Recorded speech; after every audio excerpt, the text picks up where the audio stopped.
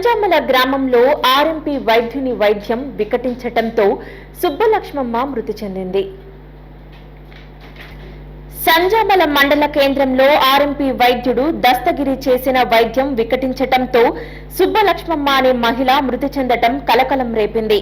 సంజామల మండలం చిన్న కొత్తపేట గ్రామానికి చెందిన సుబ్బలక్ష్మమ్మ పంటి నొప్పితో వైద్యం కోసం వచ్చింది. ఆర్ఎంపీ వైద్యుడు దస్తగిరి మహిళ నరానికి ఇంజెక్షన్ ఇవ్వటంతో స్పృహ తప్పి కింద పడిపోయింది. అనంతరం మహిళ నోటి నుంచి నురుగు రావటంతో కోవిలకుంట్ల ఆసుపత్రికి అంబులెన్స్ లో తరలిస్తుండగా మృతి చెందింది. మృతురాలి బంధువుల ఫిర్యాదు మేరకు పోలీసులు కేసు నమోదు చేసుకుని దర్యాప్తు చేస్తున్నారు.